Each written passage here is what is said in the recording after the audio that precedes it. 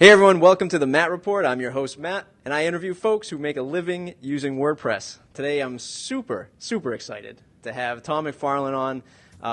He's a WordPress freelancer, JavaScripter, builds software for other folks. But the most important part, he's a partner at 8-Bit, partner of Automatic, which is a team behind Standard, regularly blogs at Envato and WP Tuts, and maintains a number of WordPress plugins and free projects available on GitHub. How are you, Tom?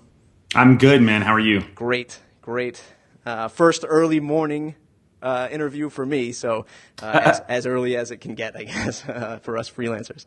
All right, so you do a ton. You got a lot of stuff out there on the web. I want to dive into as much as I possibly can, but just to give an introduction to folks about who you are, what you've been doing with WordPress recently. Okay, yeah. So as Matt said, I'm Tom McFarlin. You can find me specifically on the web at my personal blog at tommcfarlin.com. I have been self-employed for a couple of years now, and I started off building software for others, mainly individuals, small teams, small businesses, things like that, using Ruby on Rails, WordPress, and I did some JavaScript work, just straight up client-side applications. And then as my involvement in WordPress grew, I began to scale back on other things, and I have scaled up with WordPress. So I do predominantly 90% of my work in WordPress. I enjoy building plugins for others. I'm part of a team that builds a premium theme for WordPress. I love education as far as blogging on larger sites like WP Tuts Plus to teach some beginners or less advanced users on how to do things, and currently in the process of trying to put together a podcast that is going to involve people that are of all walks of life of WordPress. That is, they could be bloggers, designers, developers, maybe they love it, maybe they hate it, just trying to cast a wide net around that. Nice. So I usually start off by asking folks if they remember their first WordPress project, or what initially drew them into WordPress. Do you remember yours? Yeah. Before I even started writing code for WordPress or building anything really on top of it, I actually blogged for my school. I was in the College of Computing at Georgia Tech, and they were looking for student bloggers to talk about their day-to-day life at Georgia Tech. And being at the College of Computing, they were specifically interested in the day in life of computer science students. So I installed WordPress, and this was back in probably 2006-ish. And my first quote-unquote project was basically setting up the default installation, and then that's when Kubrick was the default theme. And it was nice and all, but I wanted it to be customized. And at that point, I knew enough PHP to put together the functionality that I wanted. I wasn't necessarily doing things quote unquote the WordPress way, but my first project in customizing WordPress was doing that, kind of hacking together the theme to do what I wanted it to do. And then, upwards from there. Did you take that typical path where folks are creating the small business website for the friend of a friend, and then you started to slowly build your freelance business? Or did you already know while you were in college, this is what I want to do, and here's how I'm going to go after it? When I was in school, so my dad started his own business when he was 40 years old, and he and my mom they're still doing that, and it's a larger business obviously than what I do. They're involved in the construction industry, but I had the itch to be self-employed ever since I was young, and I knew I wanted to do something like that. But I always assumed that it would be 10 years down the road, 10 years after college, 15 years after college. Instead, it was about 3 years after graduation. And what had happened was I had a great full-time job, really loved what I was doing, but then the opportunity presented itself for me to jump ship. And so I did that, and that it was slow going in terms of I was doing these one-off projects on the side just at night, and they were really small sites. They weren't even necessarily based on WordPress. Now, I had been doing a lot of blogging, but it wasn't necessarily, I hesitate to use the word strategic, but it wasn't really like niche blogging. I was just kind of blogging about whatever I thought was interesting. So in terms of having an audience or anything, I didn't, because I wasn't talking to anyone specific. But then at that time, I was doing some work with the guys at 8-Bit. Well, at the time, this is before 8-Bit was officially a company. And then as that business began to scale, and as I began to have more demand to do work for other people, that's where I went freelance and self-employed. Okay. So what or when did you know that you wanted to connect, or how did you find 8-bit? A lot of folks, or how did you find the guys at 8-bit before it was 8-bit? A lot of folks who are finding themselves freelancing, they just feel like they're going it alone. They don't know how to connect with somebody else. They don't know what the best strategy is. What's your thoughts on that? So I have two opinions on that. One, I found these guys via Twitter and their blog, and ironically enough, they were all local. John, who's the guy that kind of put us together, used to blog at a website called humanerror.com, and he's now at tentblogger.com, and he's on Twitter at Saddington, and he's the guy that put us together. He's kind of the guy that's in charge of all business development, and I went to lunch with him one day.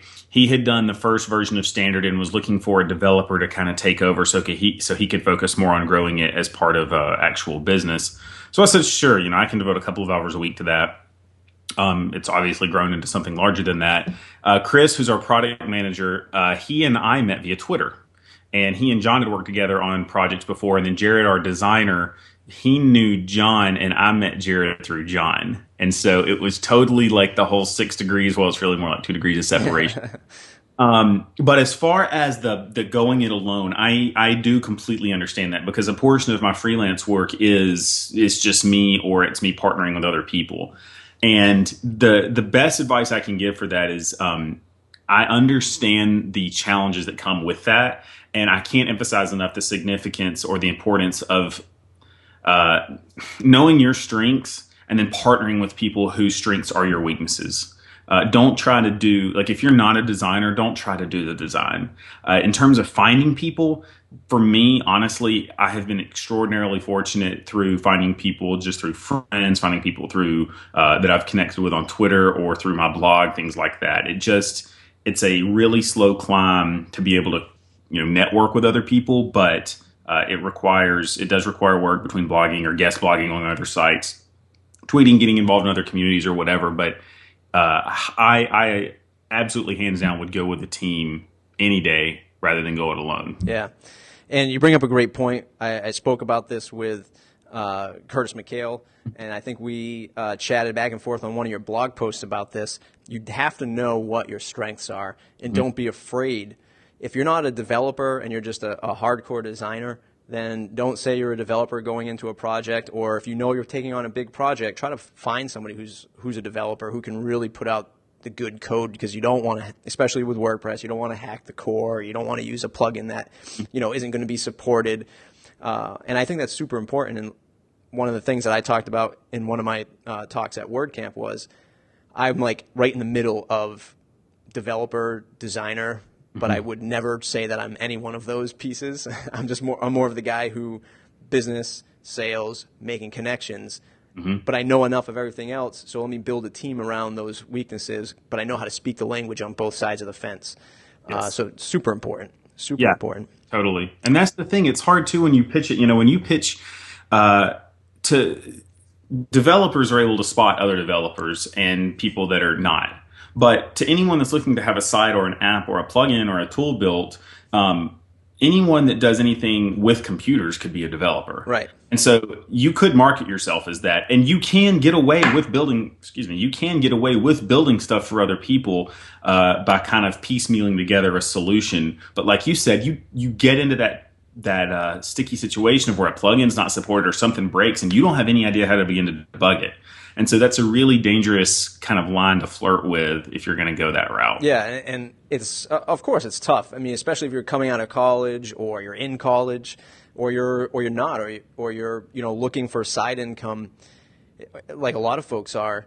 And I see it in my area a lot with folks that they say that they're marketers with no real marketing experience. They just have some of that, outgoingness, and that's fine, because a lot of the small businesses don't even have that. But I think what a lot of folks don't do is they don't look at the big picture. They don't think that they're going to scale. How am I going to scale this? If you're not going to scale your WordPress firm or your design agency, then I guess don't worry about it. But if you're trying to have some foresight into saying, look, I don't want to be stuck doing the client services day to day for the next 15 years, you have to start thinking, what am I good at? Who can I surround myself with? Can I build this as a real business? So just super important. Yeah, and that's happened with me, where I was completely fine with being a freelancer. Like, my business really the only two people that run it are me and my wife. She helps me keep the books so I can focus on the code. And she wasn't even on payroll until a little bit later. And, and that allows her to handle that, allows me to focus on the code. And but at this point, I've actually had an influx of stuff that comes through my inbox, and it comes in waves, but I've had to honestly sub out some work because even though I've had no intention of growing my own business, it happens, I think, when you do good work for people, that you're honest, that you demonstrate some level of integrity, and that you're just a pleasure to work with. And that's I think that's rare to come by. Yeah. Yeah. So, now that you partner with 8-Bit and you're getting some traction with them, how did or where did the standard theme come out? Is it born from a need that you knew that you were looking at it, kind of like you talked about in the beginning?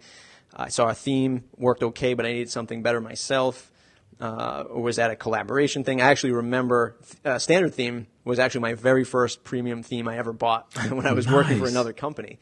And that was my first experience buying a premium theme. And I was like, wow, this is great. It's so easy. I can just, widgets and the ads, because this was for a blog, but it was for a company that needed to run ads on it and their own ads. And I was like, wow, this is so super easy. And I looked like a hero back then.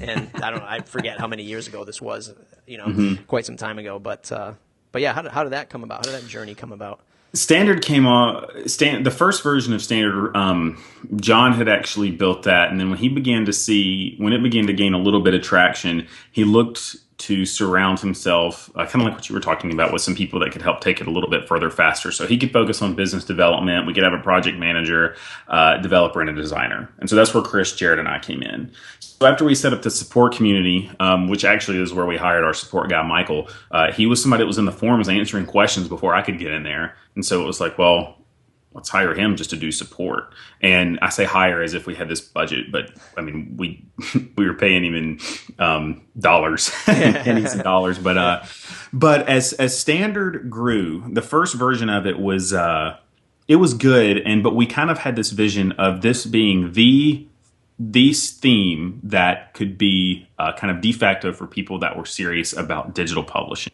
And when I say that, I mean that nowadays everybody has something to say. Whether or not you want to read it, somebody does. So somebody is going to be pouring their time and their energy into this blog. And SEO is such a buzzword, but having a well-crafted, fast a theme that respects WordPress best practices, a theme that looks good to Google as well as people, and that also serves as a foundation on which other developers and designers can build on top of, was key for us. And so when it came time for us to begin working on the third version, we literally started from ground zero and rewrote the thing from the ground up using, at that point, I had gotten enough experience with the WordPress settings API. Jared had really gone deep with Bootstrap. John was doing his thing as far as business development was concerned, and Chris was beginning to transition out of his full-time role so he could do part-time 8-Bit, part-time self-employment. So we had all of the pieces in place to begin really treating Standard as you would any other software project. And then Automatic approached us back when they were opening up premium themes into the marketplace, and we were their fifth partner. And so when we were working on Standard 3, it came just at the right time that we were able to, they audited the code. And so we had to go through several rounds of that. It was a security audit. It was a code quality audit, et cetera, which was awesome because you've got the team powering WordPress.com looking at your kind of looking at your underpants. and then when that finished, we then took what we had available on WordPress.com and continued to build on top of it. And that's what we've done. That's what we've done ever since. And we had a few other themes. 8-Bit had a few other themes for a while, but we didn't want to become a theme shop. We wanted Standard to be our flagship product. We wanted to focus specifically on digital publishers and give them tools and give them everything they need to really, really take blogging seriously. Nice. That's a great approach, and it's actually the first time I've heard, spoke to somebody who is actually building themes to sell and not create a marketplace for themes, not become another theme company, and actually focus on digital publishing versus your typical blogger who just wants something pretty and shiny, and somebody who's not specifically in the WordPress community. So, I know when we built a responsive theme here, and we were like, this is going to be a great theme for developers, and not even thinking that the outside, of the outside customer, the exterior customer from the WordPress community would be interested in stuff like that. So that's awesome. Let's take a step back just for the folks that are the freelancers. You make it sound so easy that you were able to create these connections and find 8-bit and find automatic. From the folks that are going to WordCamps and WordPress meetups, trying to find their fit in this ecosystem. What do you think made the connection between 8-bit and automatic? Was it just everybody's involvement in the forums? Any tips to folks that want to connect with bigger agencies and especially with automatic? That is a really good question. So as far as connecting with automatic, we had a couple of people when automatic began to open up the marketplace on WordPress.com for premium themes. We had a few people that were a fan of our themes, that were a fan of standards, submit a request to them to make it available in the marketplace.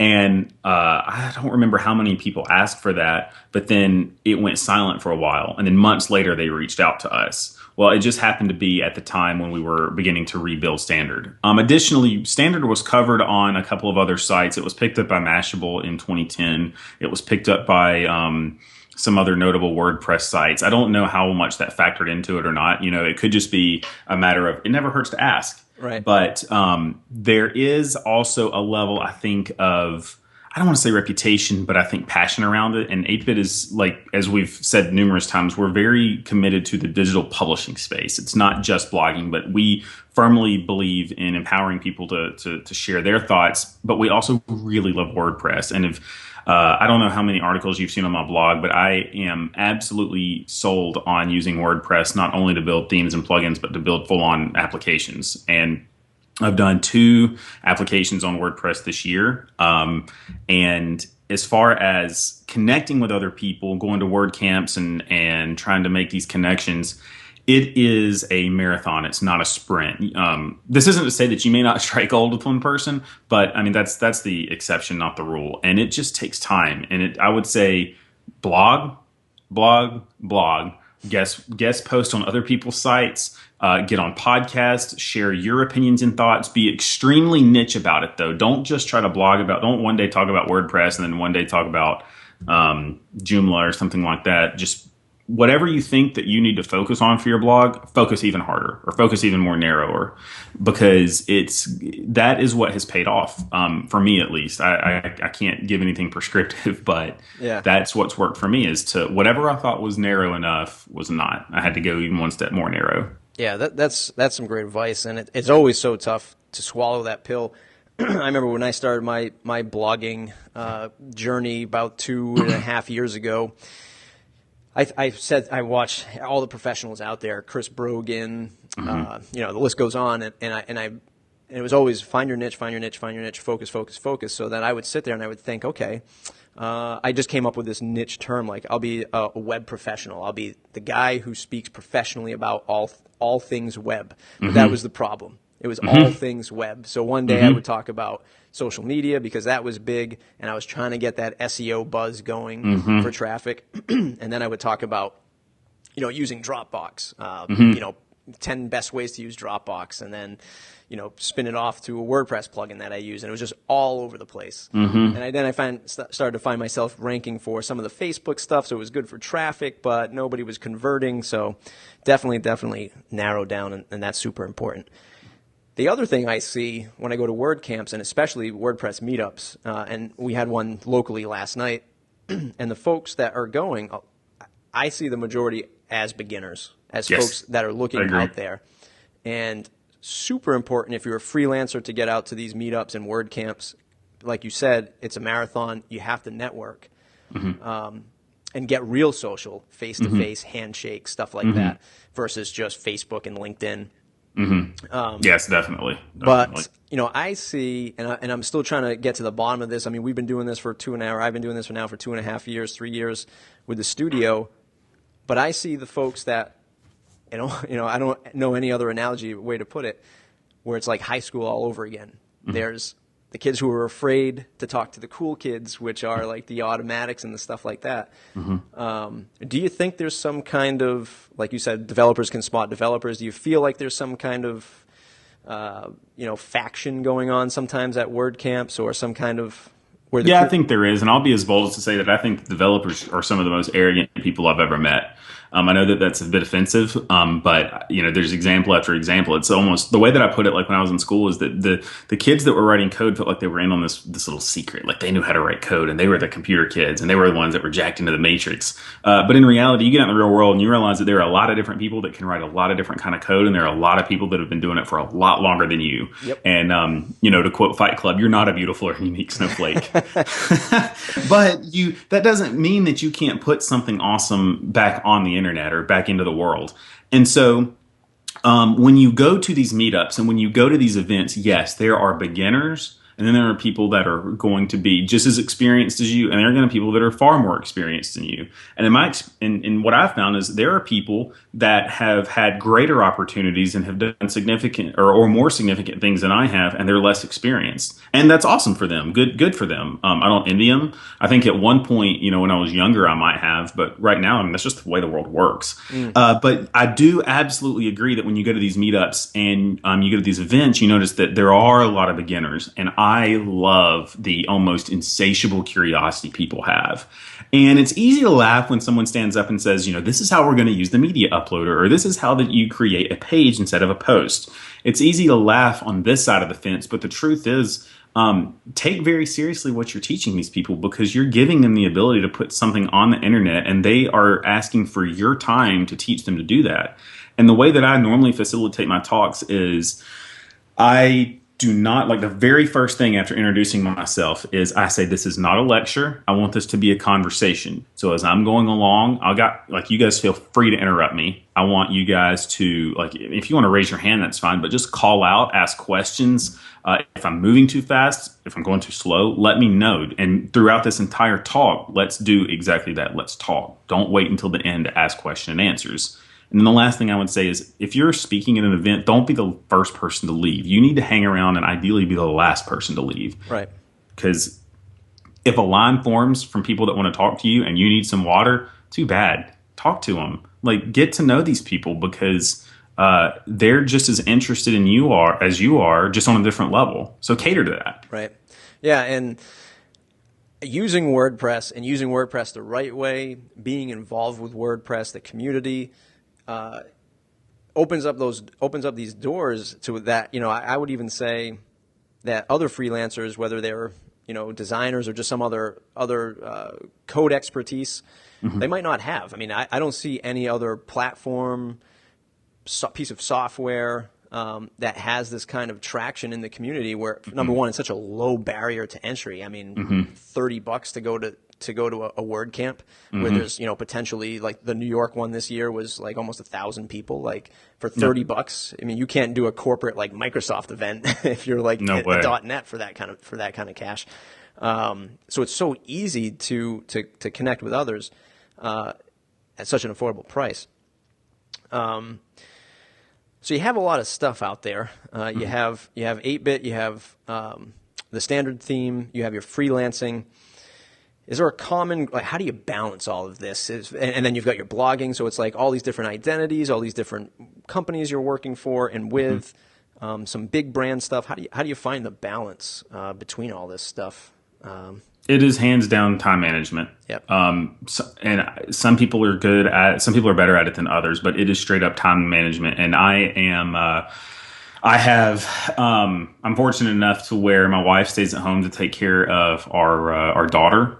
And so that gives me the ability to focus on work the majority of the day. Now, the freelancer lifestyle is not getting up at 11 a.m., playing video games in my underwear till 1, doing a few hours of work, and then going out and hanging out with my buds. Normally, I'm up around 5 or 6, and I will eat lunch. I normally exercise for about an hour, and then I'm back at my desk until dinner time for my daughter, and I try to spend that time until she goes to bed with her, and then the rest of the evening with my wife. So But each day is normally scheduled so that I use things as my to-do list. I have tried every single to-do list So have I. app that is out there, and I've come back to things. I dropped the cache for it. It's on all my devices, and it's the only one that, I live by things.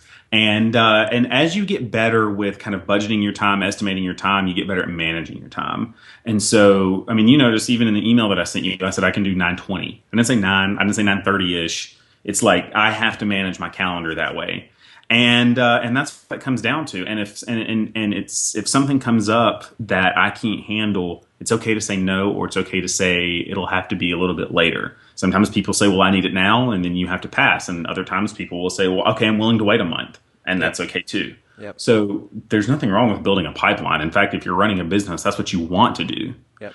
But it is straight up time management. And even if you're not so great at it, get accountability. Have some people help you define your calendar. Have some people help you learn to say no. Because every time you say yes to something, you are saying no to something else. And that's a buddy of mine. That's what we have to do is, he is super passionate about a number of things, but it's really easy for him to thrash between all of them. But there's a core, there's a handful of things that he really wants to focus on. And so when something comes up, he calls us up and says, "Hey, do you think I should do this?" And we ask him the same series of questions. And if he says, and then, he'll normally work it out himself. Yep.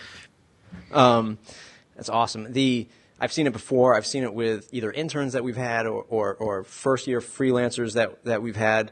They just can't manage time, or they don't start their day until 11 a.m. And then they break for a 2-hour lunch, but then they find themselves working, at 9 p.m. to 1 in the morning. And then that's what causes this vicious routine of, they can't manage their time during the day. They're not getting up early enough. I mean, these are younger guys, early 20s or, and the like, that just haven't learned that, they think that when they get out of college, they're going to do this awesome, cool freelance thing, and they're coders and everybody's going to want them. They're rock stars, but then they can't, then they start burning themselves out because they just can't, manage their time, basically, is what it comes down to.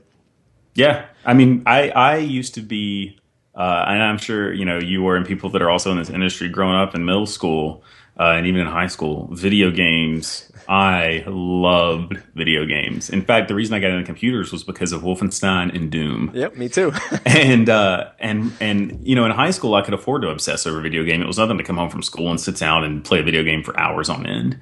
It didn't always bode well with the parents, but if I could sneak back downstairs after they had gone to bed, they wouldn't know. Yeah. But I don't play video games like I used to. I have other responsibilities, and my number one responsibility is to provide for my family. Yep. And so my ultimate goal is to try to stay at the intersection of loving what I do and being able to provide for my family. And if I can stay as close to that intersection as possible, then I consider myself doing pretty good. And that doesn't mean that sometimes you have to do a project that you don't want to do, or sometimes that means maybe you have to take a slight hit. One example is there are Saturdays where I have to work, and so I'll tell Megan, and I'll say, "Hey, Megan, I need to work on Saturday, but what I'd like to do is if we can maybe go to the park that morning, so I can spend some time with you guys." And she's normally 100% supportive of that.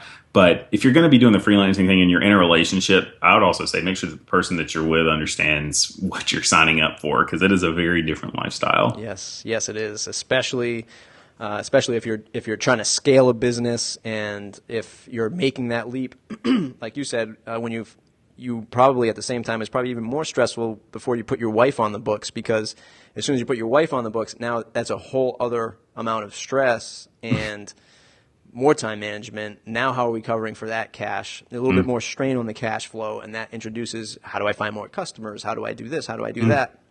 A lot of folks aren't prepared for that, especially when they start scaling themselves out.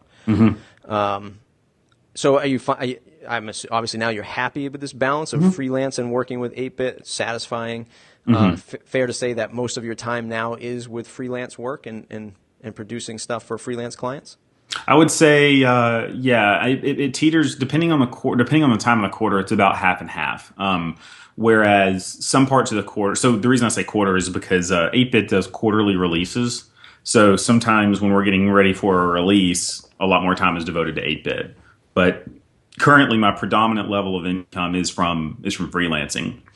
And that's not to say that 8-Bit isn't making money, but the way that we're managing that business and our ultimate goals, we've opted to run the business that way. And so 2 days a week, I'm in the office with 8-Bit. 3 days a week I'm at home working on my other stuff. And that's normally the balance that I maintain, Yep. that I've pretty much maintained all year. But as 8-bit scales, there's more time in the office that I'm spending and less time doing freelance. And ultimately, I think that 8-bit is what I'll do full time. I love working with those guys. I love working on the stuff that we're working on. But at this, like you said, when you have multiple people in the books, your concerns of scaling a business, I don't necessarily think it's linear. I think it's almost exponential, the things that you have to balance. And so in doing so, it takes a little bit longer to build a business when you've got a whole handful of guys and you have to cover all of the things that come with running a business, managing a company. It takes a little bit longer to scale that than when it's just you and then maybe you and your spouse or your partner. Have you? And you bring up a great point. Something that that is very relevant to stuff that a lot of folks are doing. Have you? Were you comfortable with 8-bit? When they said, "Look, we have to take this job on. We're not going to make a lot of money on it, or I might not be able to commit as many hours to you." Have you been comfortable with that? Probably because, like you said, your parents run a business. Mm-hmm. So have you been comfortable with it, or have you seen others who have not been comfortable with kind of that constraints of a startup, probably seed funded and kind of strapped for cash? Have you been in an environment where that's happened? And your thoughts on that? Can you simplify? Can you phrase the question? Yeah. So we talked about freelancing, bringing your wife on Mm-hmm. on the books, Mm-hmm. a little bit of strain in the cash flow. Mm-hmm. Let's say the same thing happens at 8-bit or working with another virtual company where they say, look, we're all in this together. We have to take on this big project, but it's not going to, I won't be able to maybe pay you, right up front, or I might have to pay you when the client pays us. Have you ever been in that situation where the pressure of the business's cash flow? But 8-bit not so much. We've been bootstrapped from day one, and we are normally we have not really had that problem. But as far as freelancing is concerned, the way that I structure my relationships with clients is I normally ask for an upfront deposit, and then based on the magnitude of the project, I normally ask for percentages of cash at each milestone. And then as part of the contract, I also reserve the right to, if I don't receive payment in X number of days after the deliverable, then I'm going to take your site down. Mm-hmm. And I put little security measures in place where if I have access to, and that doesn't mean that I have like backdoors in the code or anything, but it's, if I'm going to keep everything on a staging server that I own until the project is ready to be completed. And then I'll do the handoff. Yep. There has been a couple of times where people have been late on paying, and there's actually been a couple of times where I've just lost money on a project. Luckily that losing money on a project's only happened once. But in terms of being late on payment, normally people are pretty good about it. There are times where it takes a little bit longer than I would like, but and there has been one time where I had to take a site down until I got my check. But I will say taking that site down, I think I needed the check really quick. So that's why I tend to keep things on a staging server before doing handoff until the final check. You learn that once, and something that my parents taught me very early on is that you have to be comfortable. You have to spend money to make money. Yep. And it's really easy that when you look at your business. When you look at your business account and you say, well, we have enough to pay ourselves, but I also need X, Y, and Z to buy something in order to help us to be a little more efficient. And so, you're going to take that hit as far as income is concerned, but it's a temporary hit because it will hopefully help you grow the business. Yeah. So I've been fortunate to have some really wise people in my life and to be able to manage and some really good clients. But I've also been fortunate enough to learn from my mistakes sooner rather than later. At least I'd like to think so. Nice. Are you spending money to get clients, or right now like marketing or any kind of marketing material, or are you referral based, customers just referring you to their? I am 100% referral based. Nice. So I'm going to ride that wave as long as I can. Very nice. All right, I'm going to start winding it down. Hopefully WordPress 3.5 is out today. Anything you're excited for? Honestly, I love a couple of things that they've scaled back. The first three things that come to mind are A, when you log in for the first time after an installation, the welcome screen is not nearly as big and in your face. It's way smaller, it's way leaner. The amount of information is much less overwhelming. Love that. The link manager has been partially removed. If I remember correctly, a lot of the code is still there and the database table is still there, but the link manager, which I don't know, I personally have never met anyone that uses it. That's been removed from the admin menu. And everyone's talking about the new media uploader, and they have their opinions on it. Some people love it and some people hate it. I remember when WordPress introduced the admin bar and people hated it and wanted to turn it off. And my reaction is that's just human nature of kind of resisting change a little bit. You got to give it some time to get used to it. I have made a couple of contributions to core. I honestly don't, and this was months ago.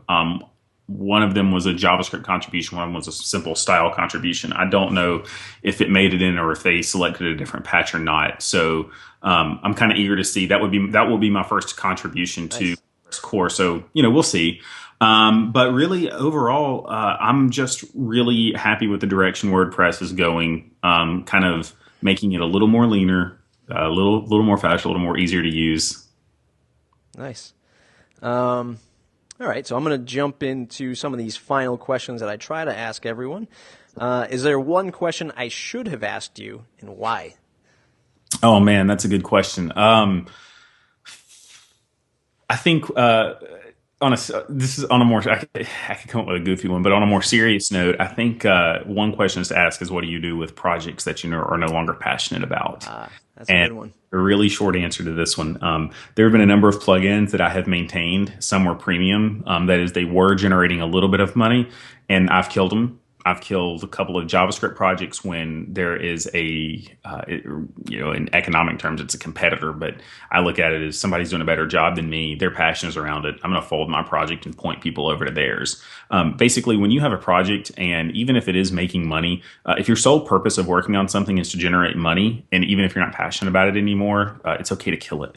Okay. Because work on things that you're passionate about. Like, that's first. Now that almost sounds a little hippie, because I'm not sitting here saying that, forget everything, don't provide for your family, don't generate any income. But if you have a couple of channels of income and there's this one project that's generating maybe $100 a month or $50 a month, and you're not maintaining it, the support forum's dying, or you're not keeping up with recent changes to WordPress, it's probably worth more energy to maintain it than it is to keep it, or than to kill it. So kill it and focus on something that'll be more fun to work on and that would maybe generate more income for you. Yeah, absolutely. Definitely. Goes back to time management. It goes back to focus. Goes back to everything. Awesome.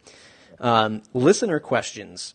This one came in from at Jeff Galinsky. If you had to make the shift away from WordPress to another content management system, what would that be, and what would be the reason to make the change? If it had to be from a content management system, that's really hard to say, because I have tried a number of, I am not one of those that likes to hate on other people's work. So I'm not going to mention any other products, but, I've worked with a handful of other ones, and the amount of frustration, the amount of anger that I had, and just overall, just sheer, I hated working with them. And this was not from lack of trying to understand it. I would probably, and this is the classical developer response, so much so that I hate what I'm about to say, but I'd rather write my own in something like Rails and then hop into something else that's out there. And that is purely coming from experience in running projects on other CMSs. I can't explain to you the frustration that I had. Yeah, that is the classic developer response. This one comes from Curtis McHale. What is the one skill you suggest that theme developers should learn to level up their skills? That's theme developers. I would say the one skill that they should learn to level up, at least as far as developing themes is concerned, is file or code or overall theme organization. So often I see themes that are, aside from just doing bad, this isn't like bad practices of including files that you don't need to include, but it's organizing things where they're putting these huge blocks of, say, a custom loop or a custom query in their template files, where there is a time and a place in which you can, or you should be using a query or the loop in your template file, but there's a time where stuff should be abstracted out into its own function.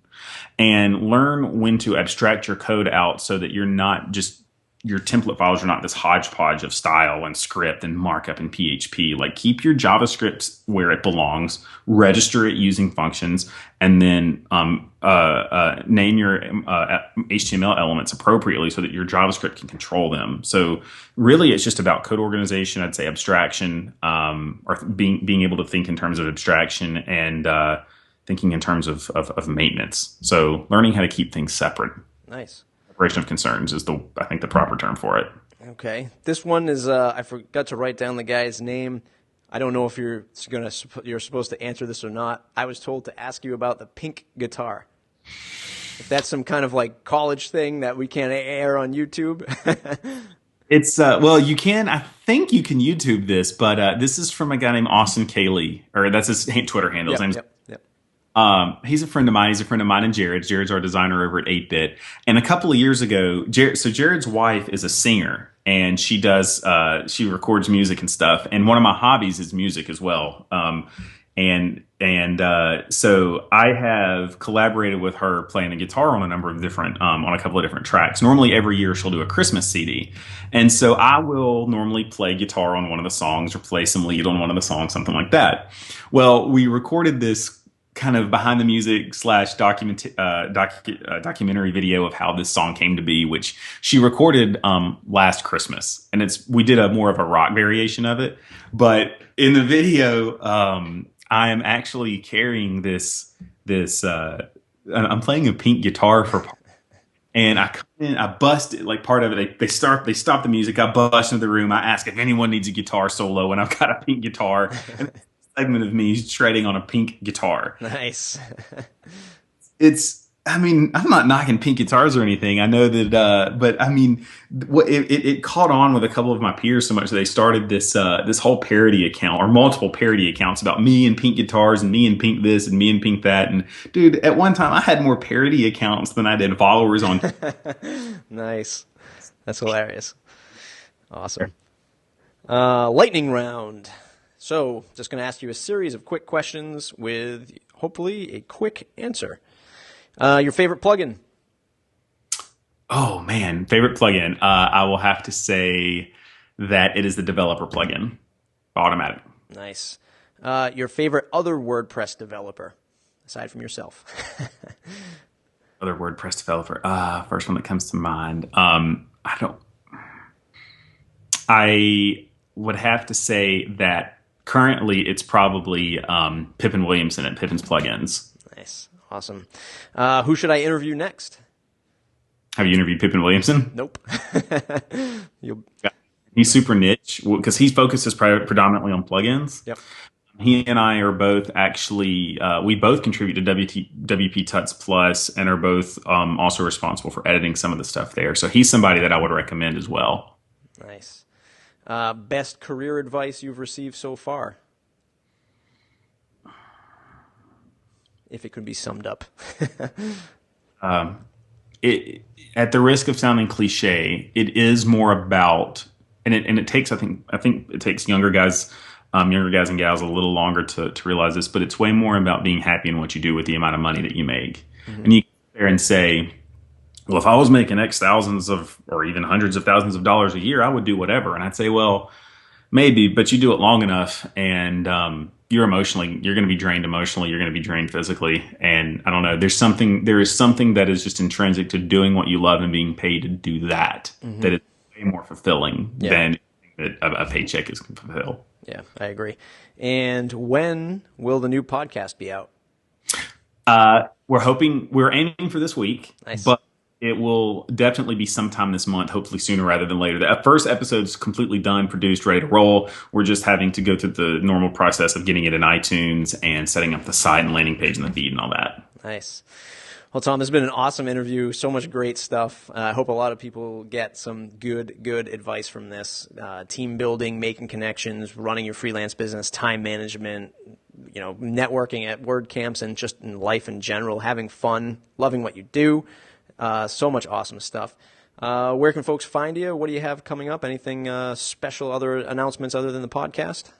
Well, first you can find me on my blog at tommcfarlin.com. I'm also on Twitter at tommcfarlin. I love connecting with other developers and designers, so feel free to follow me. I'm one of those people that I don't try just to push out links and resources. I try to actually chat with people because that's how Twitter started out. Yep. And as far as anything cool that's coming out, as far as 8-Bit's concerned, we're doing a huge release later this month for Standard that's going to have a lot of cool stuff in it. As far as I'm concerned, I'm trying to get on top of I'm trying to finish up all of my contract work so I can get back to working on several of my plugins. I've got a number of plugins that they have been, you can see them all in the WordPress plugin repository. They've got a list of feature requests. I really want to be able to spend some time focusing on that and getting those in even better shape and trying to make them the best that they can be. So really nothing too exciting, but that's what I'm planning to work on for the remainder of the year. Awesome. Not bad for over the holiday break. Awesome. All right, Tom, thanks a lot. This has been a great interview. Everybody, thanks for checking us out. mattreport.com/subscribe to get more of these awesome interviews, or just subscribe on YouTube. Thanks a lot.